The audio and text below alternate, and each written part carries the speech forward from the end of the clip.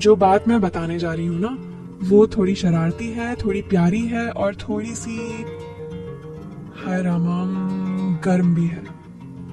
मेरा नाम राधिका है, उम्र अभी अभी 28 की हुई है। और हाँ, लोग कहते हैं कि मेरी कमर थोड़ी ज्यादा ही पतली है और जो ऊपर नीचे है ना, वो थोड़ा ज्यादा ही उभरा हुआ है। शादी को 4 साल हो गए पर बच्चा अभी तक नहीं हुआ। तो घर वाले तो बस यही पूछते रहते हैं कि कब अच्छी खबर आएगी। मैं मुस्कुरा के टाल देती हूँ, पर अंदर से सोचती हूँ अच्छी खबर तो रोज आ रही है, बस किसी को बताने लायक नहीं। अब मैं आपको अपनी वाली बात बताती हूँ। हमारे गांव में एक लड़का रहता है, नाम है अर्जुन। उम्र होगी कोई 19 से 20 की। बहुत सांवला है, पर जिस्म ऐसा कि देख के मुंह में पानी आ जाए। कंधे चौड़े, बाजू में रस्सियां और कमर, हाय, इतनी पतली कि मैंने कई बार सोचा कि बस हाथ डाल के पकड़ लूं। वो हमारे घर के सामने वाली गली में रहता है। उसकी अम्मा और मेरी सास अच्छी सहेलियां हैं, तो आते जाते रहता है। एक दिन मैं नहा के निकली थी, बाल अभी गीले थे, साड़ी हल्की सी गीली हो गई थी पीठ पर। मैंने सोचा था कोई नहीं देख रहा, पर जैसे ही दरवाजा खोला, सामने अर्जुन खड़ा था। उसके हाथ में दूध का कटोरा था जो उसकी अम्मा ने भेजा था। उसने मुझे ऊपर से नीचे तक देखा, एकदम धीरे धीरे, जैसे कोई भूखा शेर हिरणी को देख रहा हो। मेरी सांस रुक गई। मैंने जल्दी से आंचल ठीक किया, पर वो तो पहले ही सब देख चुका था। उसने कटोरा आगे बढ़ाया और बोला, भाभी, अम्मा ने कहा है आपके लिए दूध। मैंने कटोरा लिया। हमारी उंगलियां आपस में टच हो गई। उसने छोड़ा नहीं तुरंत, 2-3 सेकंड तक ऐसे ही पकड़े रहा। मैंने झटका दिया, पर उसने हल्के से मुस्कुरा के कहा, भाभी, दूध गर्म है, संभाल के। मैं अंदर चली गई, पर दिल धक धक कर रहा था। उस दिन के बाद से वो रोज कोई ना कोई बहाना ढूंढता। कभी कहता, भाभी, बिजली का मीटर चेक करना है। कभी कहता, भाभी, छत पर कपड़े सूख रहे हैं, बारिश आने वाली है। और हर बार वो मेरे इतना पास आता कि उसकी गर्म सांस मेरी गर्दन पर लगती। फिर एक दिन ऐसा हुआ, शाम के 7 बजे थे। मेरे पतिजी बाहर गए हुए थे 3-4 दिन के लिए। मैं अकेली थी, बिजली चली गई थी। पर वो क्लिष्ट वाला सीन नहीं है, बिजली तो आई गई रहती है। पर उस दिन अर्जुन आया और बोला, भाभी, हमारे यहाँ इन्वर्टर है, आप इधर आ जाओ, बैठो, मैं पंखा चला देता हूँ। मैंने मना किया, पर वो जिद करने लगा। आखिर मैं उसके घर चली गई। उसकी अम्मा बापू गांव के बाहर किसी रिश्तेदार के यहाँ गए थे। सिर्फ अर्जुन था घर में। वो मुझे अपने कमरे में ले गया। कमरे में सिर्फ एक बल्ब जल रहा था, पीला वाला। पंखा चल रहा था। उसने मुझे बिस्तर पर बैठने को कहा। मैं बैठ गई। वो मेरे सामने जमीन पर बैठ गया। बातें होने लगी, पहले तो नॉर्मल। फिर उसने पूछा, भाभी, आप इतनी सुंदर हो, भैया आपको इतना अकेला क्यों छोड़ जाते हैं? मैंने हंस के टाल दिया, पर वो आगे बढ़ता गया।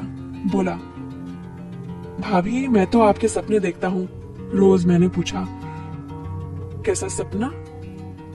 वो शर्मा गया, फिर बोला, वो जिसमें आप मेरे साथ बहुत करीब। मेरा दिल जोर से धड़कने लगा। मैं उठने लगी, पर उसने मेरा हाथ पकड़ लिया। उसका हाथ बहुत गर्म था।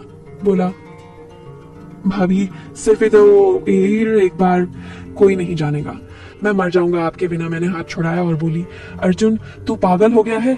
मैं तेरी भाभी हूँ। वो मेरे पैरों पर गिर पड़ा, रोने लगा। सच में रो रहा था। बोला, भाभी, मैं जानता हूँ गलत है, पर मैं कंट्रोल नहीं कर पाता। आप जब भी मेरे सामने आती हो, मेरे अंदर आग लग जाती है। मैं रात भर सो नहीं पाता। मैं हैरान रह गई। मैंने उसे उठाया, गले लगाया ममता से, जैसे बड़ी बहन लगाती है। बोली, चुप हो जा, ऐसा कुछ नहीं होगा, तू मेरा छोटा भाई है। पर उसने गले लगाते ही मुझे जोर से कस लिया। उसका जिस्म मेरे जिस्म से सट गया। मैंने महसूस किया वो कितना सख्त हो गया था। मैं डर गई, पर साथ ही कुछ और भी हुआ जो मैं आपको नहीं बता सकती।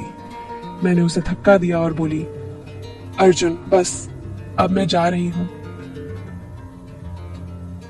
वो रोता रहा। मैं घर आ गई। पूरी रात सो नहीं पाई। अगले 2 दिन वो मेरे सामने नहीं आया। मैं परेशान थी। तीसरे दिन मैं उसके घर गई। उसकी अम्मा ने पूछा, क्या हुआ बेटी? मैंने कहा, कुछ नहीं, अर्जुन से मिलना है। वो अपने कमरे में था। दरवाजा बंद था। मैंने खटखटाया। उसने खोला। उसकी आंखें सूजी हुई थी। मैं अंदर गई, दरवाजा बंद कर दिया। वो मुझे देख के पीछे हट गया। मैं उसके पास गई, उसके गाल पर हाथ रखा और बोली, मैं तेरी वजह से परेशान हूँ, तू ऐसा क्यों करता है? वो फिर रोने लगा। मैंने उसे गले लगा लिया। इस बार उसने कुछ नहीं किया, बस रोता रहा। मैंने उसके सिर पर हाथ फेरा। फिर मैंने उससे बात की ढेर सारी बातें। उसने बताया कि उसकी जिंदगी में कोई नहीं है, उसका पहला प्यार मैं हूँ। मैंने उसे समझाया कि ये गलत है, ये सिर्फ आकर्षण है, ये प्यार नहीं। फिर मैंने उससे वादा लिया कि वो कभी ऐसा नहीं सोचेगा, और मैंने उसे एक रास्ता दिखाया। मैंने कहा, अर्जुन, तू पढ़ाई में बहुत अच्छा है, तू शहर जा, इंजीनियर बन, तेरी जिंदगी बदल जाएगी। मैं तेरी बड़ी बहन हूँ, तेरे लिए हमेशा दुआ करूंगी। मेरी बात मानी। उसने मेहनत की। 2 साल बाद वो IIT में सिलेक्ट हो गया। जब उसका रिजल्ट आया, वो मेरे घर दौड़ा आया, मेरे पैरों पर गिर पड़ा, बोला, भाभी, आपने मुझे नई जिंदगी दी। अगर आप उस दिन मुझे धक्का दे देती, मैं शायद आज कहीं का नहीं रहता। मैंने उसे गले लगाया, इस बार सिर्फ ममता से। उसकी आंखों में अब वो भूख नहीं थी, वो कृतज्ञता थी। उस दिन मैंने समझा, कभी कभी जो चीज हमें सबसे खतरनाक लगती है, वही हमें सबसे अच्छा इंसान बना देती है। आज अर्जुन दिल्ली में है, अच्छी जॉब कर रहा है। कभी कभी आता है, मेरे पैर छूता है और मेरे बच्चे को चॉकलेट लाता है, और मैं मुस्कुरा के सोचती हूँ कि अगर मैं उस दिन कमजोर पड़ जाती तो शायद आज ये सब नहीं होता। तो भाइयों, ये थी मेरी और अर्जुन की कहानी। जिसको जो समझना है समझ ले। जो थोड़ा मसाला ढूंढ रहा था, उसे भी मिल गया होगा, और जो साफ दिल वाले हैं, उन्हें भी कुछ अच्छा मिला होगा। बस अब मैं जाती हूँ। बच्चा रो रहा है। राधिका यानी आपकी भाभी अलविदा।